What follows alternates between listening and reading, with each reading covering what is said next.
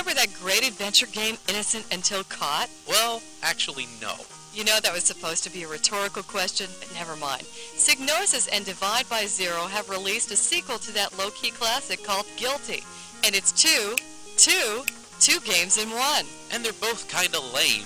Well, okay, we're not talking about a life-changing product here, but the concept is cool. It's one basic story, but it can be played from two different perspectives.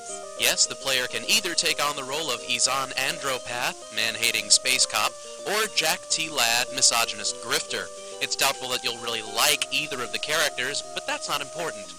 When you choose your character, you're actually choosing between two completely different games. There are different goals to achieve, different objects you can manipulate, and yet it all takes place in the same time frame and the same location. And this would all be really great news if it was worth getting excited over either of the completely different games involved. Okay, Weisenheimer, what's so bad about Guilty? Well, to start with, the script. One of the most important aspects of the game is the dialogue between the two characters. You can tell that the writers really desperately wanted to be funny and couldn't pull it off, so they settled for snide instead. You know how quickly snide can get on somebody's nerves? Then we've got the graphics to talk about. Come on, you're complaining about the graphics? Look at this, it's cool, it's smooth, it's high-tech and wicked. It's a cutscene that lasts about 10 seconds before going back to this. I mean, it's acceptable, but it's hardly inspiring. Actually, that sentence kind of sums up my feelings about the entire game. Okay, but what about the interface, huh? Pretty easy going, isn't it? Right mouse click to the icon you need, then left mouse click to do it. Except that using the items in your inventory is pretty much randomly distributed between the take and use icons. And it's really annoying to pick something up, try and leave the room, and have the character tell you how stupid you are to try and pick up the exit. These guys ever heard of default settings, for crying out loud? I find it hard to believe that you didn't notice any of this stuff. You played the game too. What stuck out in your mind?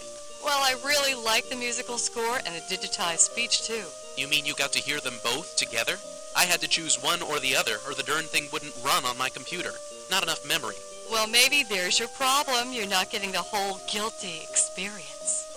So I guess you'd call your reaction to the game a guilty pleasure, right? Oh, no siree, not a tinge of guilt. I really liked it.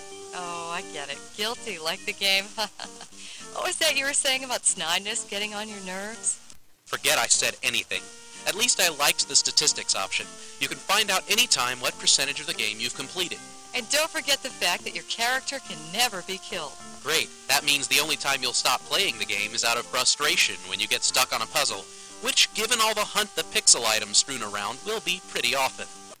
Well, despite your negative attitude, I had a pretty good time playing Guilty. The double character, double game idea is really great. I agree with that. I'd just like to see it implemented in a game that's worth getting excited about. Every good thing about Guilty is balanced with something stupid. But it is two average adventure games for the price of one, so I guess it's a bargain at least.